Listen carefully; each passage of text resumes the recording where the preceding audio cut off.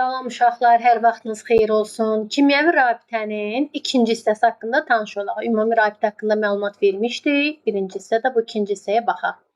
Kovalent rabitə haqqında dedik ki, kovalent rabitə müxtəlif qeyri-metal atomlar arasında yaranır və yaxud elektronmənfili bir-birindən az fərqlənən atomlar arasında yaranır və yaxud dipollaşma nəticəsində dipollaşma qütbləşmədir də, biri müsbət, biri mənfi olur.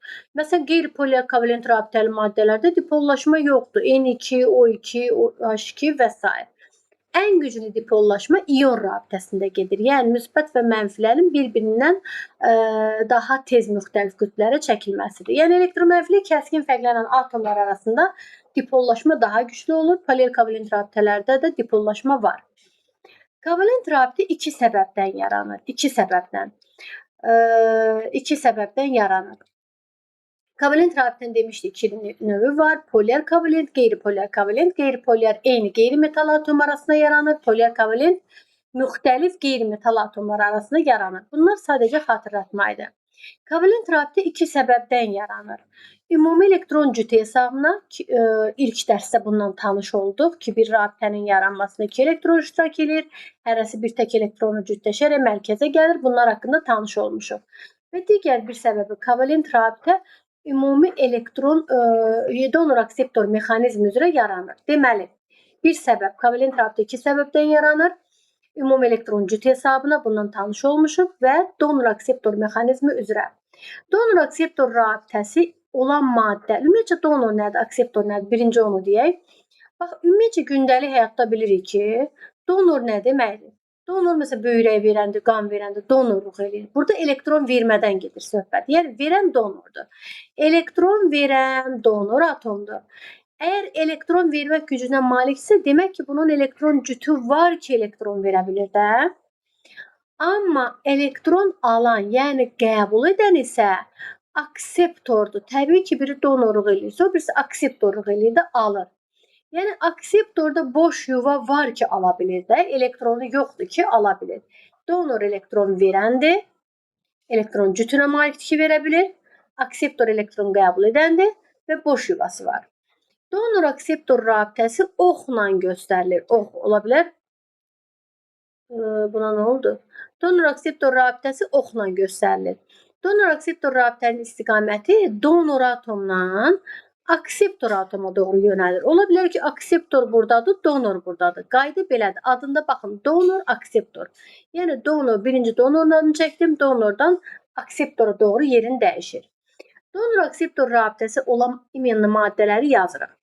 Baxın, amonium ionunda donor-akseptor rabitəsi var. Çəkib göstərəcəm hamısını. Amma qarışdırmayın nə ilə? Amoniakda donor-akseptor rabitəsi yoxdur. Amma amoniak NH3-lü birləşmələrdə donor-akseptor rabitəsi var. Məsələn, CH3, NH3 xlor. Cümləyə bir dənə də baxın. Amonium ionunda donor, bu amoniak qazıdır. Amonium ionu NH4 müsbət yazılır və kationdur. Amonium ionunda donor-akseptor rabitəsi var, amoniakda yoxdur, NH3-də yoxdur. NH3-lü birləşmələrdə var. CO-da bunun adı dəm qazı gedir. İndi ətraflı izah edəcəm. Bunda donor-akseptor rabitəsi var. Bir də hidroksonium ionunda. Fikir verin, su H2O-dur. Suda donor-akseptor rabitəsi yoxdur ha. Amma hidroksonium ionunda donor-akseptor rabitəsi var. CO-da donor-akseptor rabitəsi var, amma CO2-də yoxdur. İmenli bunlardadır. Qarışdırmayın, sabah düşəndə mən bunu deyim.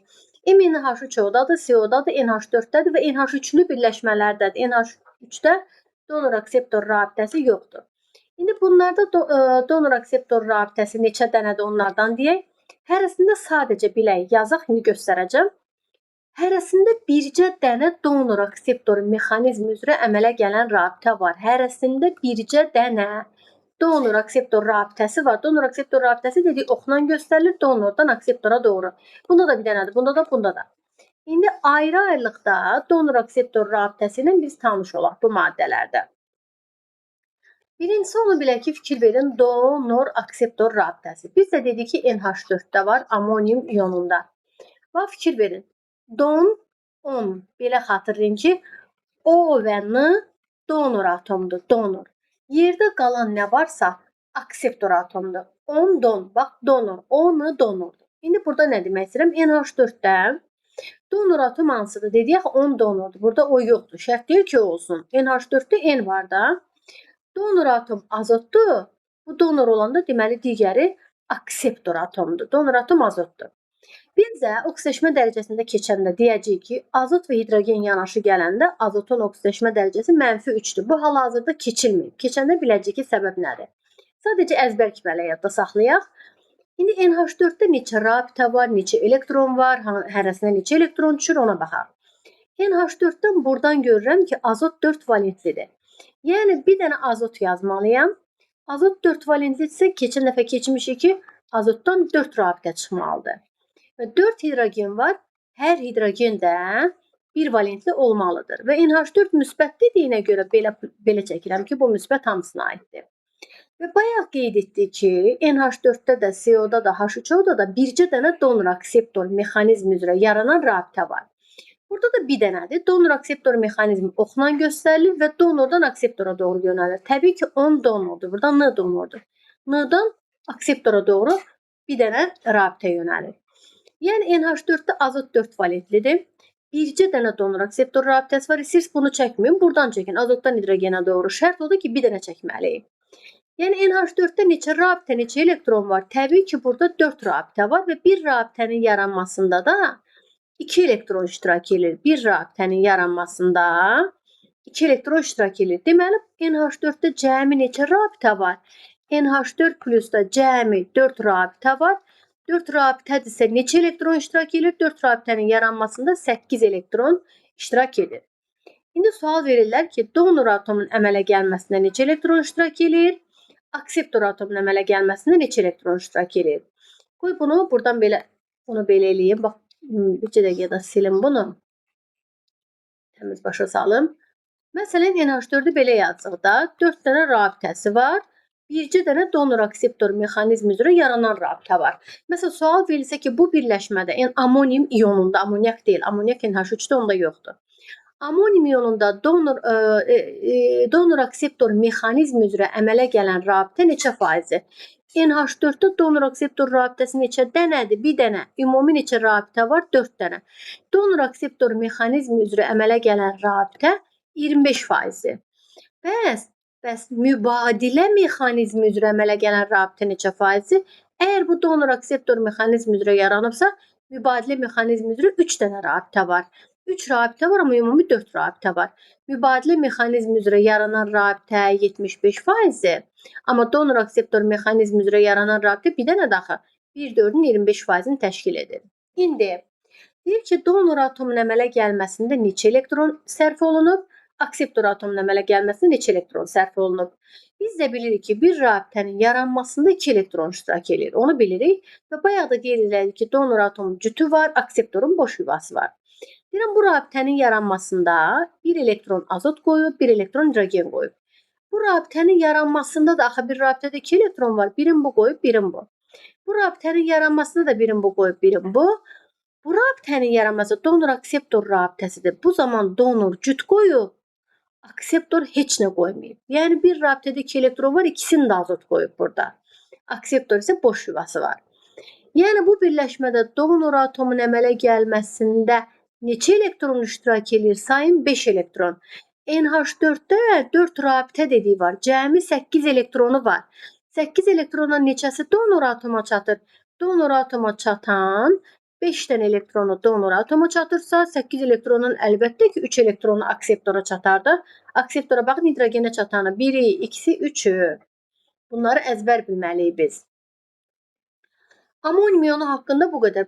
Amonium iyonu haqqında sonra nə düşür? Məsələn, deyir ki, amonium nitrat, nə bilim, amonium sulfat, sonra amonium orta fosfat. Bu birləşmələrdə cəmi neçə donor akseptor mexanizmi üzrə əmələ gələn rabitə var? Donor akseptor mexanizmi, yəni ox var. Neçə dənə bu ox var?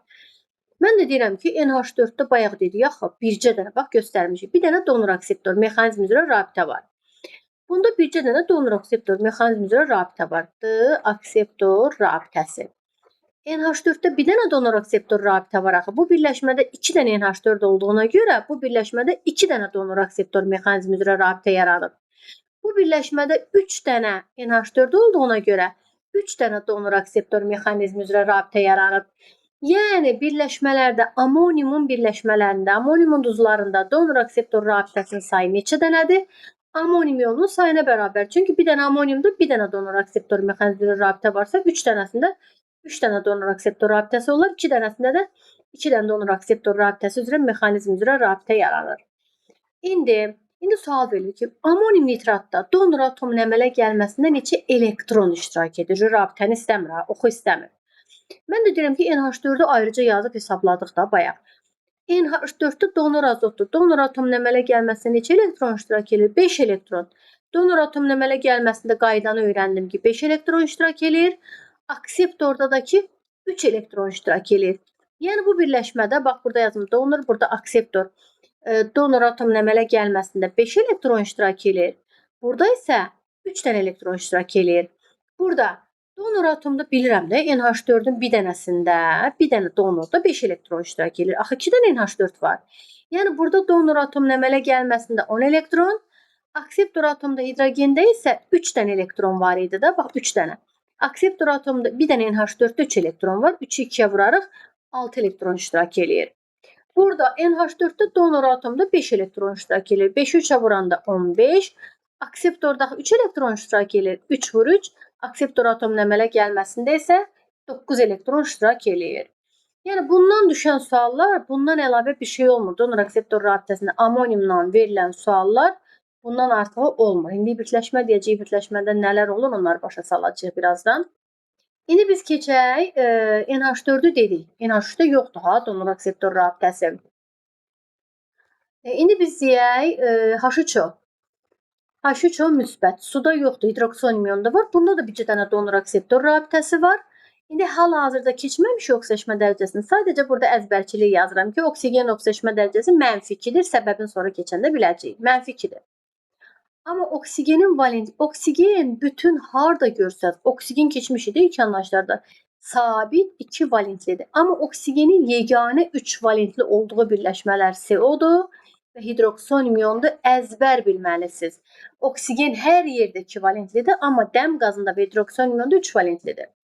Deməli, oksigen buradan görürük də 3 valentlidir. Oksigen 3 valentlidirsə, 3 dənə xətt çəkərik. Hidrogendən hərəsi 1 valentlidir və hidroksonium ionunu müsbət qoyarıq. Hidroksonium ionunda deyirik, axı bir dənə donor akseptor rabitəsi var. Donorda 10-dur da. Burada 10 varsa oksigen donordur. Donordan akseptora doğru yönəlirsiniz. Bundan buna doğru yönəlirsiniz. Bundan buna, istəyirsiniz bundan buna. Heç bir fərqi yoxdur. Bircə dənə yazmalıyıq. Donor atomdan akseptor atoma doğru yönəlir. Burada desəm ki, donor akseptor rabitəsi, yəni bu donordur. Bunu bildik. Bunlar isə akseptordur. Desəm ki, donor akseptor rabitəsi neçə faizdir? Bir dənədir, cəmi də 3 dənə rabitədir. 3də 1 vur 133% təxminən. Mübadilə mexanizmi üzrə əmələ gələn rabitə neçə faizdir? Mübadilə mexanizmi üzrə 2, 3-ün neçə faizi? Təxminən 66%. Bu birləşmədə donor atomunun əmələ gəlməsində neçə elektron iştirak edib? Donor oksigendir də. Bir rabitənin yaranmasında 2 elektron iştirak edib və bunda da 2 elektron. Burada donor akseptor rabitəsi, donor atom cüt qoyub, akseptor atom boş yuvasını qoyub, heç nə qoymayıb. Yəni burada cəmi 3 rabitə, H3O-da cəmi neçə rabitə var? Oksigen 3 valentlidirsə, əlbəttə ki 3 rabitəsi olacaq da və 6 elektron iştirak edib. 6 elektrondan donor atomunun əmələ gəlməsində 4 elektron iştirak edib. Donor yəni budur. Akseptor atomunun əmələ gəlməsində isə akseptor hidrogendir də 2 elektron iştirak edir. Bax belə yazırsınız, qəşəngcə görürsünüz. Bir də var idi NH4 dedik, H3O dedik, CO haqqında məlumat verək. Dəm qazında da donor akseptor mexanizmi üzrə rabitə var. CO, bunun adı karbon 2 oksiddir. Çünki oksigenləşmə dərəcəsini hələ keçməmişik, uşaqlar. Qoy oksigenləşmə dərəcələrini yazaq, orada keçib biləcəyik. Sadəcə əzbər yadda qalsa eləyin hələlik.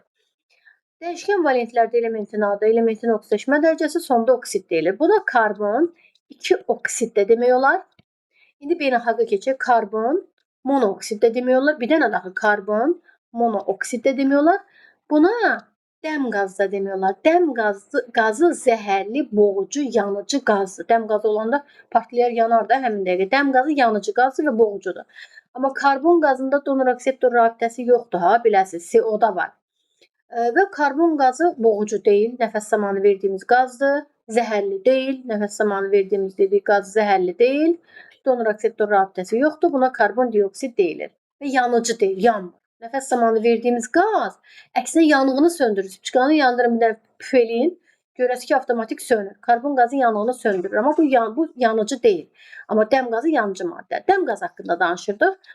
Oksigenin yeganə 3 valentli olduğu birləşmə bayaq dediyi hidroksonium ionudur və dəm qazıdır.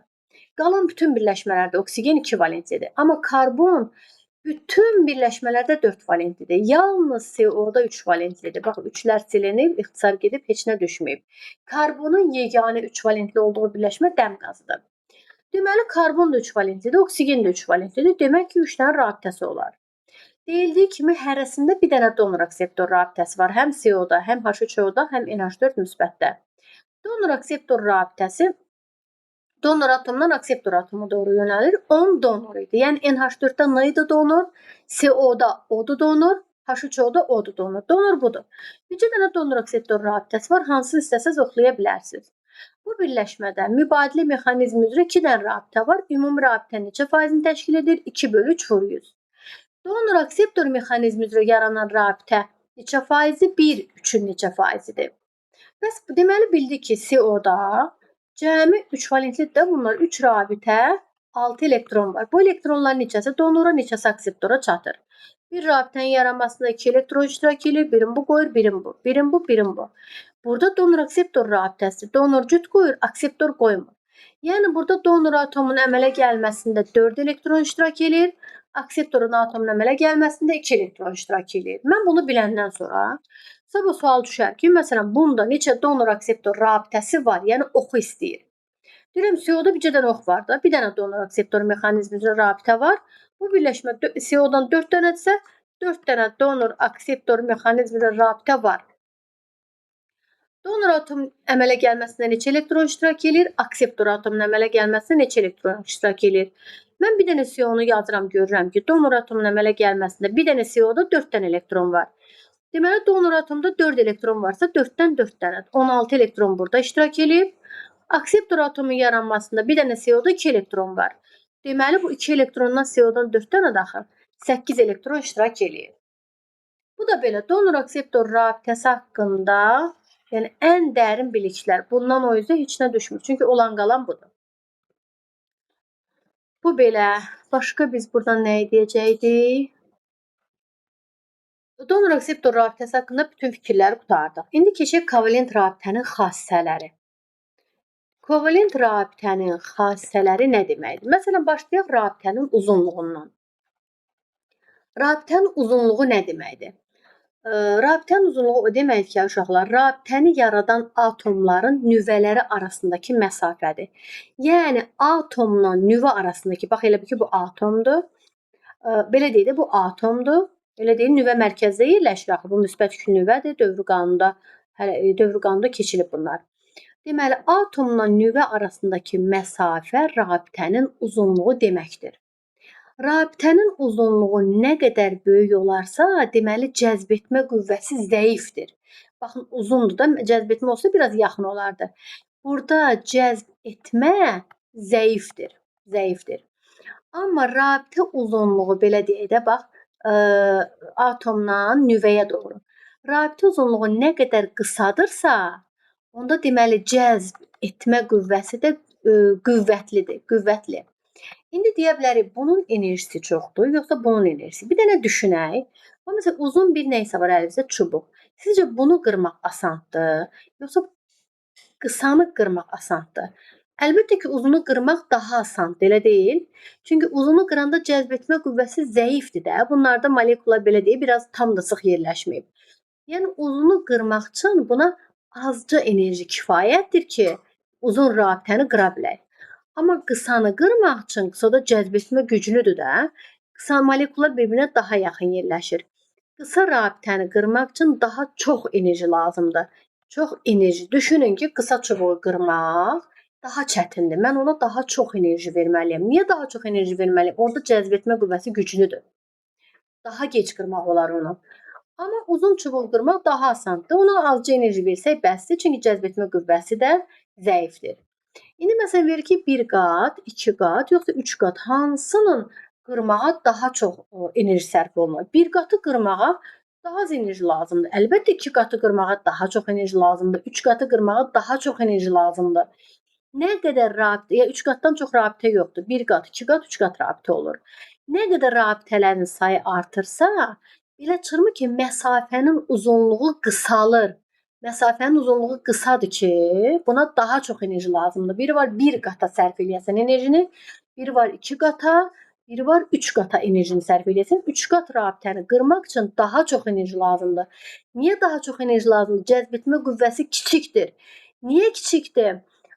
Bunlar arası ki, məsafə çox kiçikdir. Nüvəyin, yəni demək istəyirəm ki, burada uzunluq daha qısadır. Burada uzunluq daha qısadır.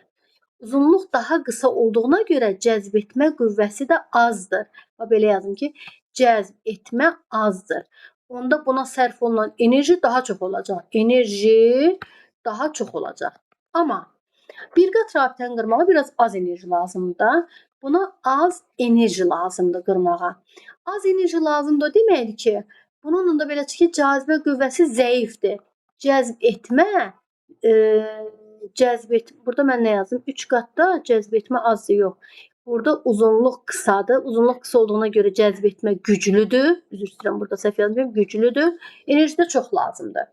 Amma bir qat rabitədə bunu qırmağa az enerji lazımdır. Az enerji niyə? Cəzb etmə qüvvəsi zəifdir. Niyə zəifdir? Çünki məsafə daha uzundur. Bir qat rabitələrdə məsafə daha uzundur. Bu kimyəvi rabitənin xassəsi, yəni kimyəvi rabitənin xassələri dedik ki, rabitənin uzunluğu. Bu kimyəvi rabitənin bir xassəsidir. İndi kimyəvi rabitənin polyarlığı haqqında izah eləyək.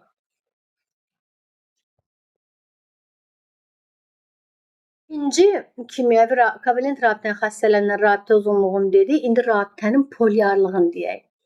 Rabitənin polyarlığı dipollaşmada özünü göstərir. Yəni dipollaşma nədir?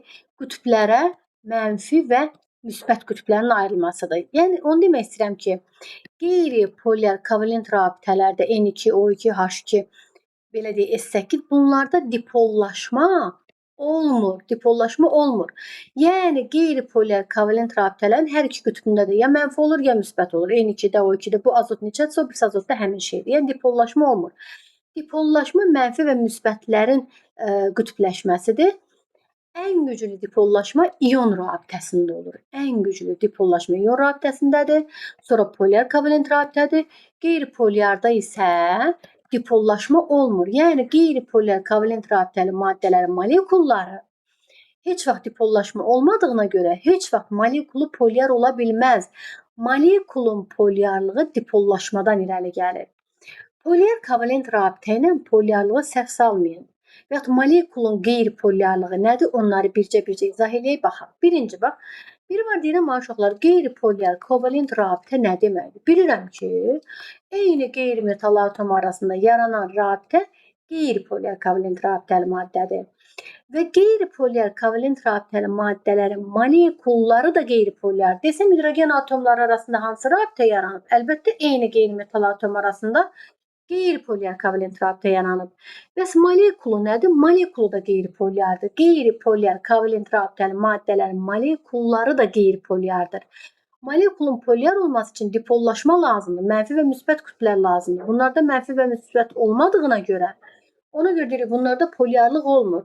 Bir mənalı qeyri-polyar kovalent rabitəli maddələrin molekulları da qeyri-polyar. Bunu bildim. İndi keçək polyar kovalent rabitəli maddələr. Polyar kovalent rabitəli maddə nə deməkdir? Müxtəlif qeyri-metal atomları arasında yaransın da SO2, SO3, H2O, PQ5 və s. Müxtəlif qeyri-metal atomları arasında yaranan rabitə polyar kovalent rabitəli maddələr adlanır. Qeyri-polyar kovalent rabitəli maddələrin molekulları yalnız qeyri-polyar olur. Bəs polyar kovalent rabitəli maddələrin molekulları nə olur? Polyar kovalent rabitəli maddələrin molekulları polyar molekul da ola bilər, qeyri-polyar molekul da ola bilər. İndi bu nə deməkdir? Bax, deməli qeyri-polyar kovalent rabitəli maddələr molekulun qeyri-polyar olduğunu bildik. Bundan əlimizi çəkirik.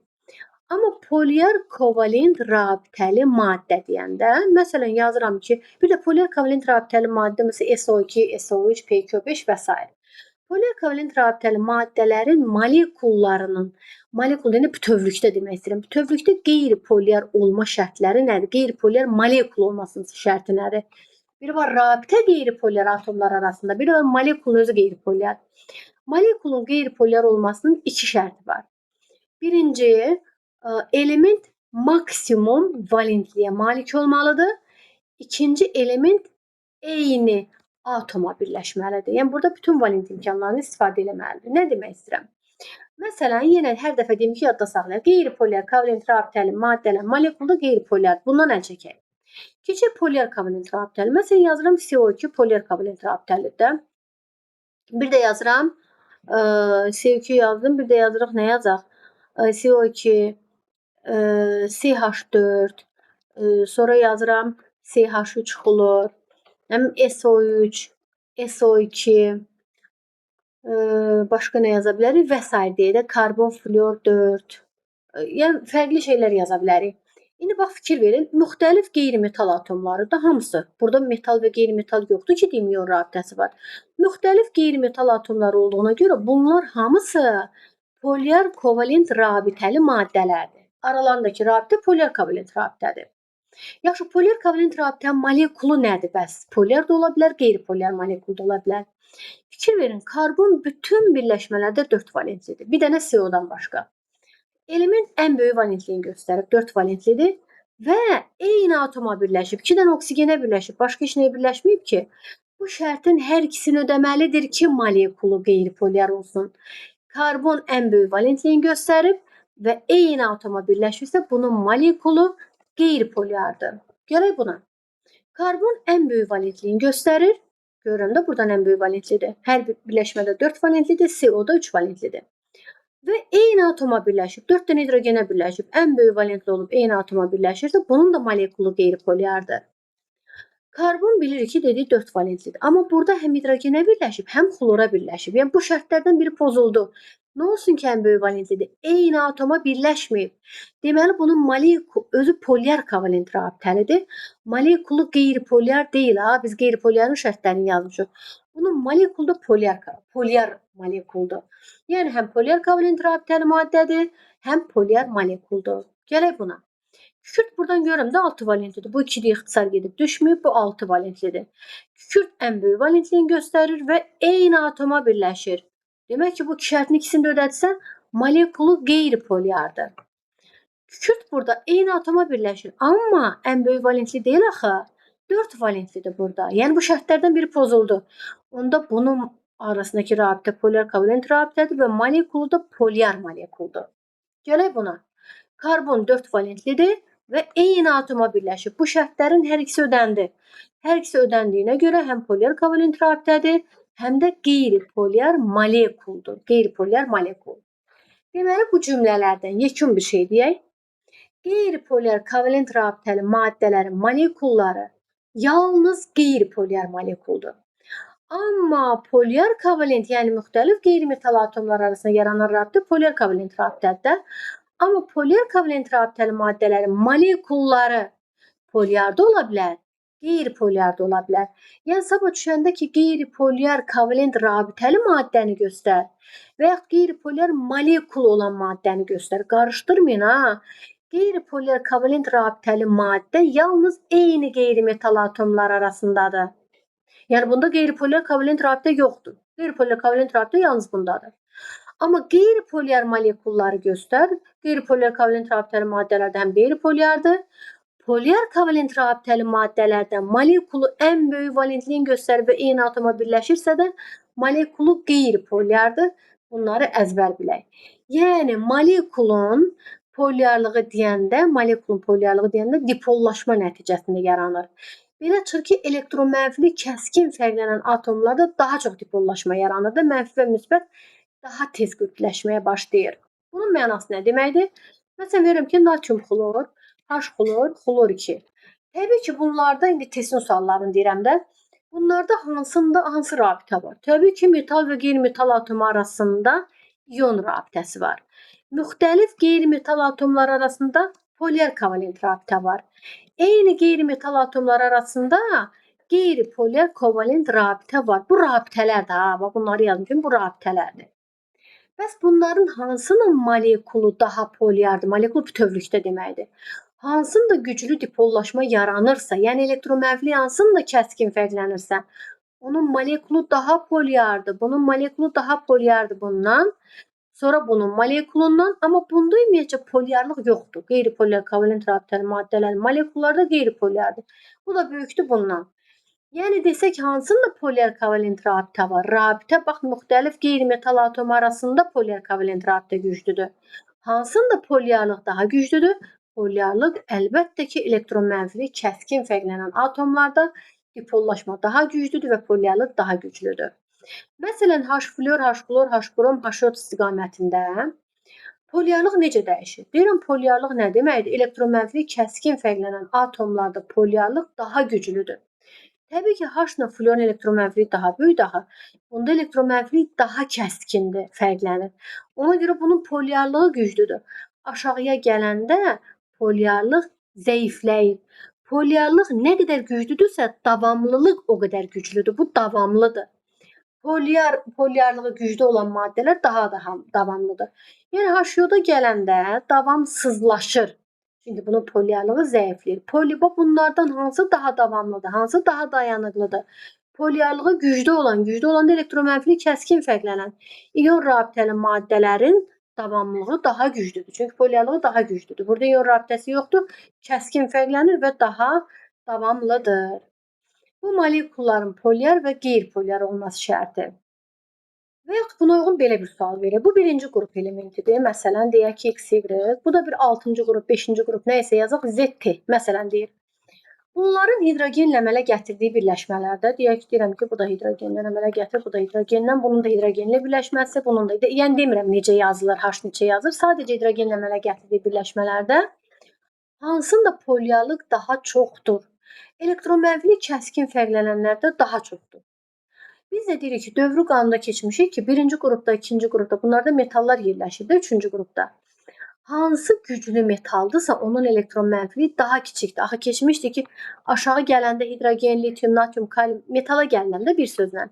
Metallıq artır, altdakı metal daha güclüdürsə, axı metalların elektronmənfiliyi daha azdır. Güclü metalın elektronmənfiliyi daha azdır. Burada güclü metal budur. Yəni elektronmənfiliyi daha azdır. Hidrogenlə kəskin fərqlənir. Məsələn, hidrogenin elektronmənfiliyi 2-dir. Məsələn, bunda daha azdır. Deyək ki, deyirəm, bu 1.8 isə bununki biraz çox olacaq da 1.9. Hansında daha çox fərqlənmə var? Bunda. Yəni deyirəm, birinci qrupda 1, 2, 3-də metallar yerləşir. Axı düzdür, 3A-da A-dan gedir ha söhbət. 3A-da borda var, ona baxmırıq, o qeyri-metaldır. Yəni metallar olan qrupdan gedirsə söhbət, aşağıdakı metal daha güclüdür. Onun elektronmənfiliyi daha kiçikdir, daha kəskin fərqlənəcək. Yəni güclü metalla qeyri-metal atomu arasındakı rabitə daha polyardır. Aşağı gələndə metallıq artır, güclü metalla hidrogen arasında daha polyardır. Bax, bununla bunu müqayisə eləsək, bu, yəni bundakı polyarlıq bundakı polyarlıqdan güclüdür. Yəni bununla bunu müqayisə ilə bunun polyarlığı daha güclüdür. Gələk bununla bundakı polyarlığa. İndi bax, axı bu qrupa baxırıq. Burada 4, 5, 6, 7 A-da qeyri-metallar yerləşir. B-dən danışmıram. B-də zaten metallardır. Qeyri-metallardır. İndi burada da kəskin fərqlənəni götürməliyik də. Yuxarıdakı qeyri-metalın elektron mənfiliyi daha böyük olur da. Fikirləşin elə fluoru gözünün qabağına gətirin 7 A-da. Burada elektron mənfiliyi daha böyükdür, daha kəskin fərqlənəcək. Ona görə bunun elektron mənfiliyi böyükdür. Bax, bununki böyükdür. Bu böyükdür. Belə deyək də, bax, bu böyükdür bu birisindən. Yəni cümləmizi belə deyək. Güclü metalla hidrogen arasındakı rabitə daha polyardır. Güclü qeyri-metal yuxarıdakı daxı. Güclü qeyri-metalla hidrogenin polyarlığı o birisindən daha böyükdür də. Z-dən H arasında əmələ gələndən daha böyükdür. Deməli, metal və qeyri-metal veriləndə hansında polyarlıq daha güclüdür? Güclü metalı olanın polyarlığı daha güclüdür. Güclü qeyri-metallar verilib, yenə də güclü qeyri-metalı olanın polyarlığı daha güclüdür. Çünki elektron mənfiliyi bir-birindən kəskin fərqlənməlidir. Bu polyarlıq və qeyri-polyarlıq anlayışı budur. İndi digər xassəyə baxaq. Deməli, kimyəvi biz kovalent rabitənin xassələrindən danışdıq ki, kovalent rabitənin xassələrində rabitə uzunluğu var. Dediyi uzunluq nədir? Rabitənin polyarlığını izah elədik.